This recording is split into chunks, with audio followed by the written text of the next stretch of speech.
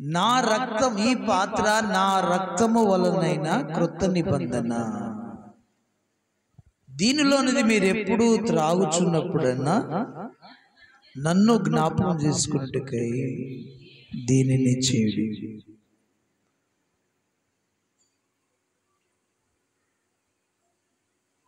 23వ వచనంలో కూడా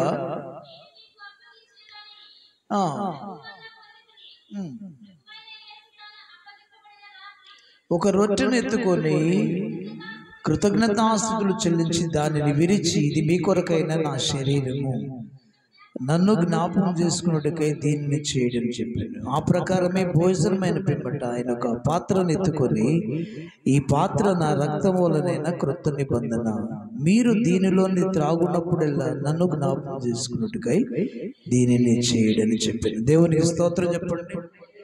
అవును ప్రియులారా, దేవుడు పెట్టిన పేరు క్రొత్త నిబంధన. నా రక్తము వలనైన క్రొత్త నిబంధన. ఇది బైబిల్ గ్రంథంలో దేవుడు చాలా నిబంధనలు చేశాడు. నిబంధన అంటే ప్రామిసెస్ అనేది, టెస్టిమెంట్ అని ఇంగ్లీష్లో అంటారు. New testament, new covenant, old covenant, new testament, old testament అని నిబంధనలు అంటారు. పాత నిబంధన మన బైబిల్ గ్రంథంలో ఉన్నటువంటి 2 భాగాలు. పాత నిబంధన ఓల్డ్ టెస్టిమెంట్, క్రొత్త నిబంధన న్యూ టెస్టిమెంట్.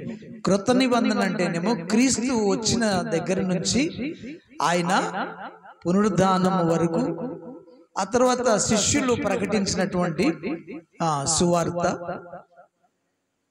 వారు రాసిన పత్రికలు, ఇవన్నీ ఉన్నాయి. వాటన్నిటిని కలిపి ఏమన్నారంటే new testament, new covenant, new testament లేదా క్రొత్త నిబంధన అంటారు. దేవునికి స్తోత్రం. పాత నిబంధన అంటే ఆది కాండము నుంచి, మొదటి అధ్యాయం నుంచి మలాకి వరకు, చివరి అధ్యాయం వరకు ఉన్నటువంటి వాటన్నిటిని కలిపి ఏమన్నారంటే పాత నిబంధన అన్నారు. అంతేనా? ఏమన్నారంట చూడండి, మరి గ్రంథంలో, పరిశుద్ధ గ్రంథంలో అలానే ఉంటాయి. న్యూ టెస్టిమెంట్, ఓల్డ్ టెస్టిమెంట్, పాత నిబంధన అని అర్థం. కాబట్టి 2 నిబంధనలు ఉన్నాయి. ఒకటి పాత నిబంధన ఉంది, రెండవది క్రొత్త నిబంధన. పాత నిబంధన అంటే బైబిల్లో చాలా నిబంధనలు ఉన్నాయి, కానీ దేవుడు మనిషితో చేసిన నిబంధన ఉంది, మనిషి దేవునితో చేసిన నిబంధనలు ఉన్నాయి. నిబంధనలు 2 రకాలు. ఒకటి దేవుడేమో మనిషితో చేస్తున్నాడు నిబంధన, మానవుడేమో దేవునితో నిబంధన చేసుకుంటాం అన్నాడు. దేవునికి స్తోత్రం చెప్పండి. నిబంధనలు 2 రకాలు అన్నమాట, వాటి యొక్క అబ్రివేషన్స్.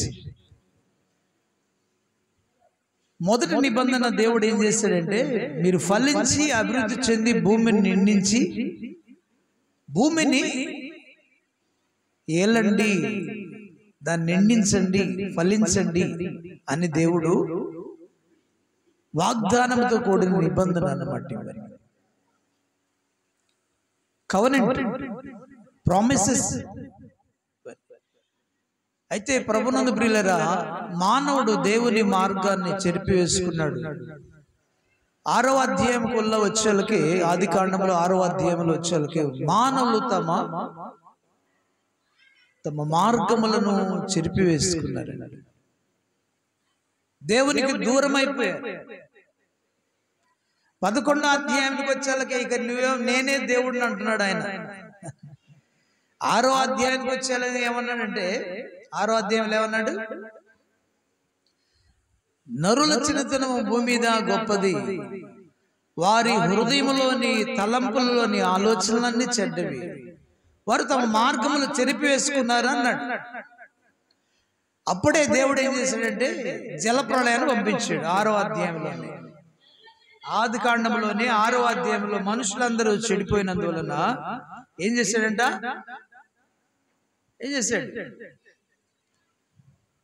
మార్గములు చెరిపివేసుకున్నారు, దేవునికి దూరస్తులయ్యారు, హృదయంలోని ఆలోచనలోని తలంపులన్నీ కూడా చెడుగా మార్చబడి మార్గములను చెరిపివేసుకున్నారని మాట్లాడుతున్నాడు. నరుల చెడుతనము భూమి మీద గొప్పది. నరుల చెడుతనం ఏం గొప్పదంట? వాళ్ళ చెడుతనము గొప్పదంట. అంటే అంతగా మానవుడు మనసులను మార్చివేసుకున్న ఆలోచనలు, తలంపులు, క్రియలన్నీ మారిపోయి దేవునికి దూరమయ్యాడు. దేవుని కోపం దిగి వచ్చింది. దేవుని స్తోత్రం చెప్పండి.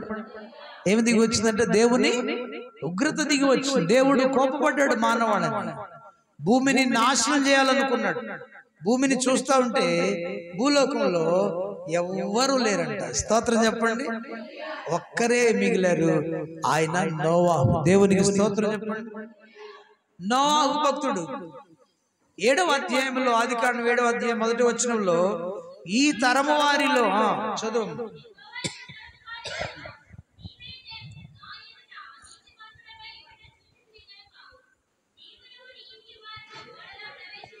చాలా ఈ తరము వారిలో నీవే నా ఎదుట నీతిమంతుడు అయి ఉండుట చూచితిని గనుక నీవును నీ ఇంటి వారు ఓడలు ప్రవేశించండి అంటున్నాడు. ఎందుకంటే నేను భూమి మీద జలప్రళయంతో నాశనం చేయబోతున్నాను.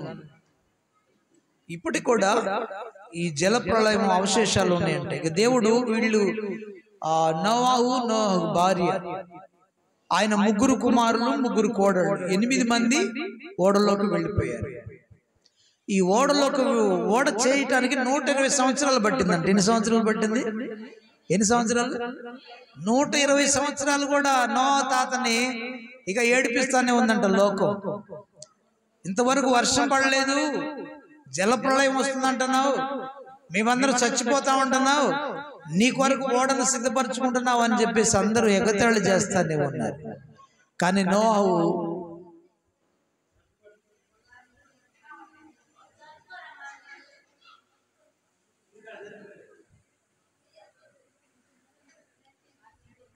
నూట 20 సంవత్సరములు చాటెను నోవాహు దేవుని వార్తను. 120 సంవత్సరములు చాటెను నోవాహు దేవుని వార్తను. పాటించక ప్రభు మాటను వారలు, పాటించక ప్రభు మాటను వారలు నీటిలో మునిగిరి. పాఠము నీకిది, నీటిలో మునిగిరి, పాఠము నీకిది. అదిగో అంజూరము ఓ క్రైస్తవ చిగురించెను చూడు. అదిగో అంజూరము ఓ క్రైస్తవ చిగురించెను చూడు. 120 సంవత్సరములు చాటెను నోవాహు దేవుని వార్తను. 120 సంవత్సరములు చాటెను నోవాహు దేవుని వార్తను. పాటించక ప్రభు మాటను వారలు, పాటించక ప్రభు మాటను వారలు నీటిలో మునిగిరి. పాఠము నీకిది, నీటిలో మునిగిరి, పాఠము నీకిది. అదిగో అంజూరము ఓ క్రైస్తవ చిగురించెను చూడు.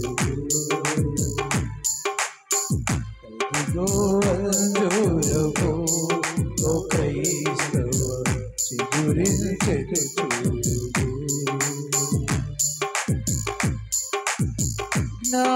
జ్ఞాపకముంచుము లోపు సతీమణి, శాపనగరు ప్రియ స్నేహితురాలు. జ్ఞాపకముంచుము లోపు సతీమణి, శాపనగరు ప్రియ స్నేహితురాలు. ఆపదలెరిగియు ఆశలు వీడక వదలెరిగియు ఆశలు వీడగా నీటిలో మునిగిరి పాఠము నీకిది నీటిలో మునిగిరి పాఠము అదిగో అంజూరము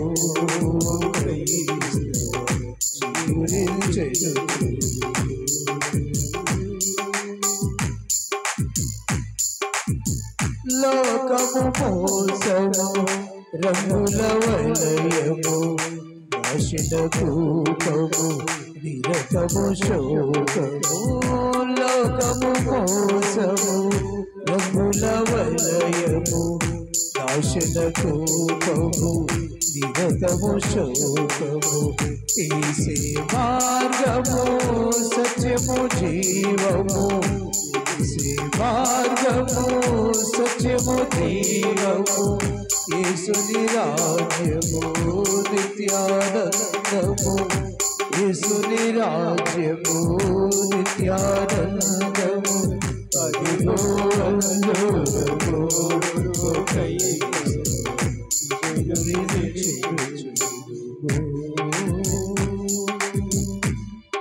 ఆమేన్ హల్లెలూయా.